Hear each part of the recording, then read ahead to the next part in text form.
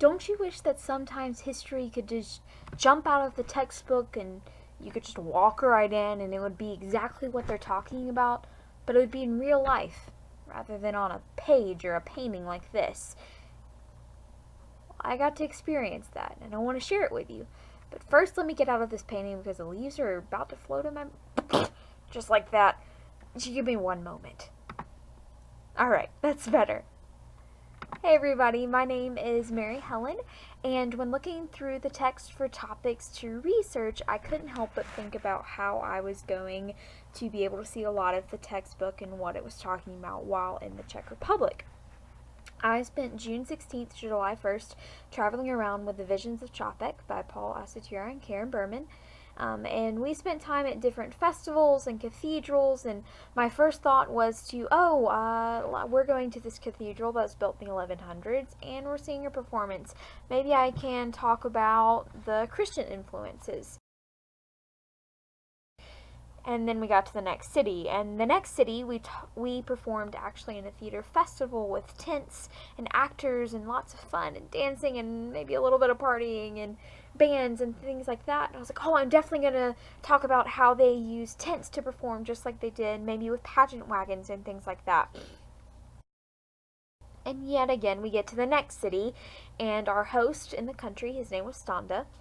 His son-in-law was actually our host in Prague, which is our last city of the trip. And on Wednesday of our last week, his son-in-law pulls us aside and was like, we're all going to the opera. Standa somehow got us tickets to the last day of the last show of the last performance of La Traviata of the National Theater Opera, and it was incredible watching all of what I had read in the textbook kind of come to life there. So when I returned to the States, I remembered reading through the textbook and seeing a lot about the Italian opera, and so I chose to look at chapter 7 a little bit more in depth and look at Italian opera and how I was there and I saw an Italian opera, and well, the research project is going to pan itself out in just a second, so hold tight. So, brief history of the Italian opera. The opera started off actually as an intermezzi with 5 acts that was performed for royalty. Eventually, that kind of snowballed into the opera that we know today, where there's lots of singing, they hold their breath for long notes, it's absolutely beautiful, there's no microphones, it is stunning.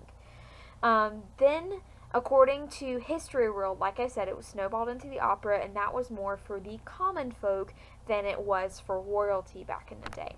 The first opera was Daphne, and History World quotes that Daphne is changed into a laurel to escape the attention of Apollo, thus hinting at a spiritual side to an opera. The opera I saw, La Traviata, according to Encyclopedia Britannica, I'm going to give you a 3-act breakdown. So Act 1, the main character, Violetta, is actually very, very sick, and that is the first scene you see on stage. And then all of a sudden she's miraculously healed, again hinting to a spiritual higher power, and throws this amazing party in France. All of her friends are there, they're dancing, they're having a ball, and then this guy named Alfredo which, side note, I got really hungry watching the opera because who doesn't want Alfredo after hearing about a character named Alfredo? Anyway, so Alfredo comes in, he's like, Violetta, I love you, and she's like, but I can't love you because I don't know how to love. And then she's left alone to think about how she's still possibly sick, and she loves this man, and he loves her back, but she's sick, so what do you do then? You close the curtain, you take a deep breath, and you move to Act 2. In Act 2, there is Violetta's house, and we see her children kind of skip in and out, and her maid is there as well, and you're actually in her house in Paris. The father-in-law comes to visit after Alfredo leaves the house. So again, the father-in-law being Alfredo's father. The father comes in, and Alfredo's expecting him, but Alfredo's like, I'm going to run some errands, I'll be back, see you later. So the father comes back before Alfredo comes back from the errands and tells Violetta that he doesn't approve of Violetta and Alfredo being together.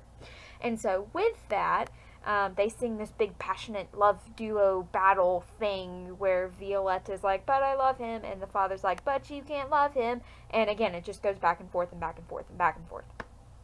Eventually, we move on to Act 3.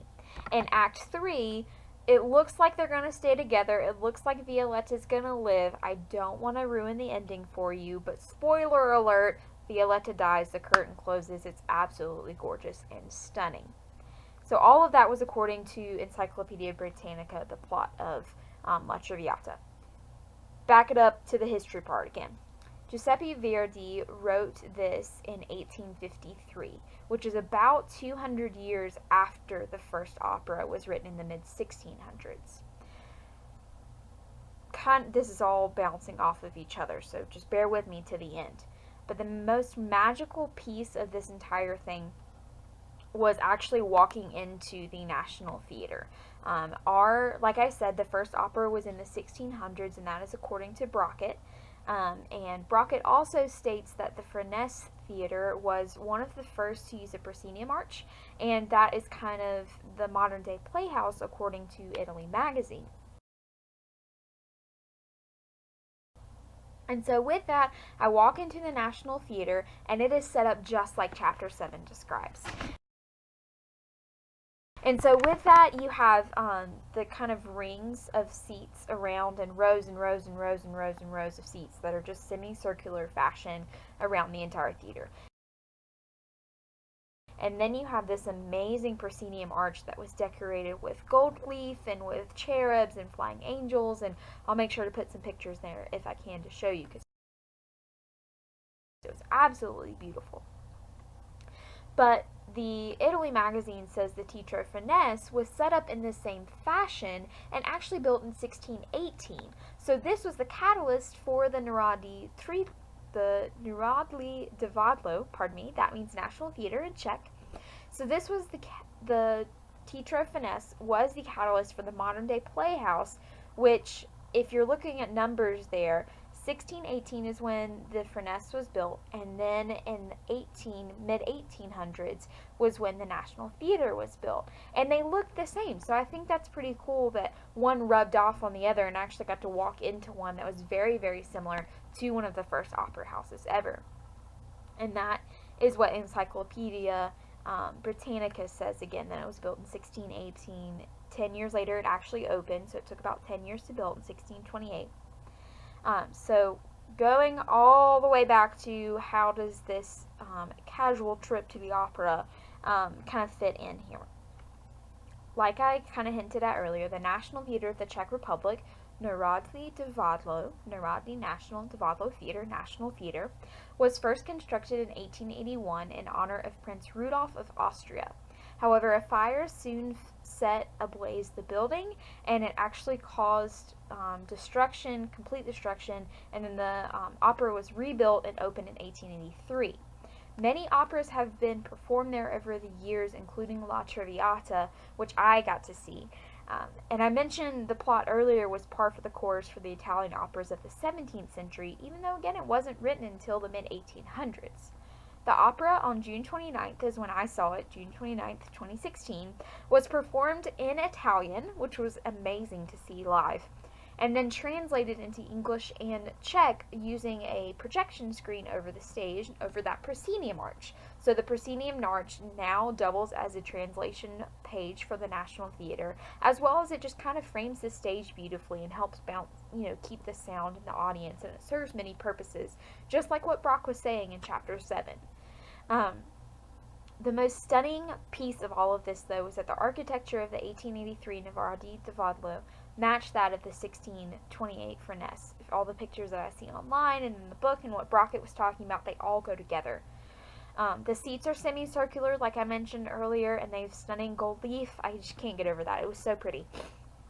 A deep and large orchestra pit, which actually the Furness was built so that they could flood it and have water scenes as well.